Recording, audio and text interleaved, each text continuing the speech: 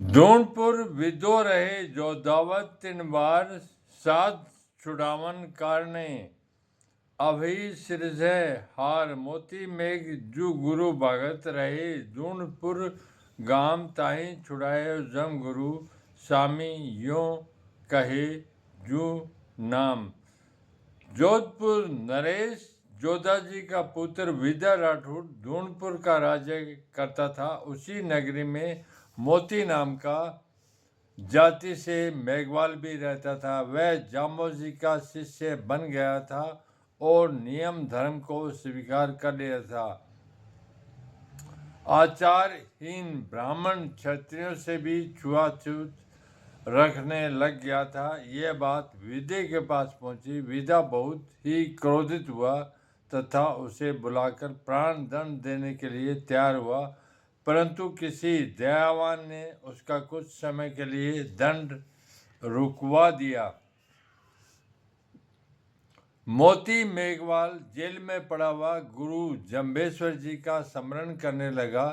अपने भगत की करुणामय पुकार सुनकर जमदेव जी वहाँ धूणपुर के पास ही रेत के टीले पर जाकर विराजमान हुए। प्रातःकाल विदा यह जानकर कि जम्बेश्वर जी आ गए हैं, उनसे मिलने के लिए अभिमान सहित आया और मार्ग में जाते हुए विचार किया कि इस पुरुष को सिर नहीं झुकाऊंगा, किंतु लात अवश्य ही मारूंगा। जब वह समीप में आ गया और जामोजी के दर्शन किए तो बुद्धि बदल गई और बिना प्रणाम तथा लात लगाए ही पास में बैठ गया और कहने लगा, दुनिया में बड़े बड़े योगी हुए हैं, किंतु किसी ने भी अपने आप स्वयं को भगवान नहीं कहा, किंतु तुम तो अपने आप को स्वयं ही भगवान कृष्ण कहते हो।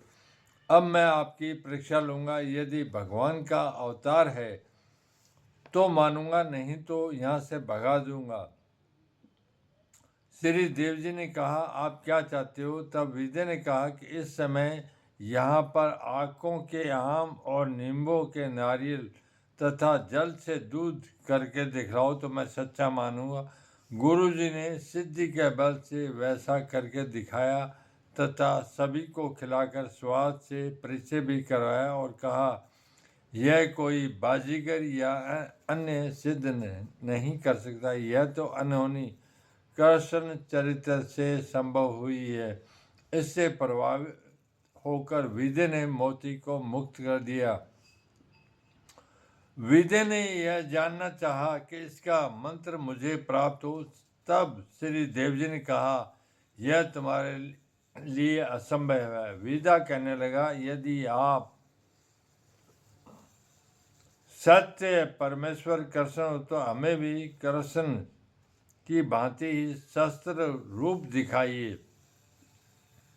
जम गुरु जी ने यह भी स्वीकार किया। वह 40 व्यक्तियों को अलग अलग स्थान में भेजा और उतने ही स्थानों पर उसी प्रकार से हवन करते हुए दिखाई दिए। इस बात से विदा अवगत हुआ और विश्वास प्राप्त किया, किंतु संतुष्ट नहीं हो सका और कहने लगा कि इन जम्बेश्वर की चादर खींच करके देखो, यह स्त्री है या पुरुष या नपुंसक।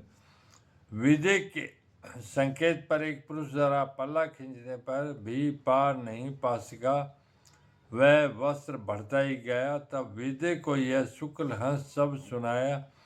यह सब शब्द अपवित्र जीव को पवित्र करके हंस सदृश से बना देता है, ऐसा विदे के प्रति किया था। इसलिए हम नित्य प्रति इसका अंतिम पाठ असममेव करते हैं, जिससे हमारे पापों की निवृत्ति हो सके तथा संपूर्ण शब्दों के पाठ एवं ज्ञान का फल मिल सके। दूसरे शब्दों से इस शब्द की ध्वनि लय विशेष है। वेद मंत्रों की भांति शब्द लय भी ध्वनि प्रदूषण को समाप्त करती है तथा हृदय पर विशेष प्रभाव डालती है। इसलिए समवेत स्वर में धीमी गति तथा प्रेम से बोलना चाहिए, तभी फलदायक है।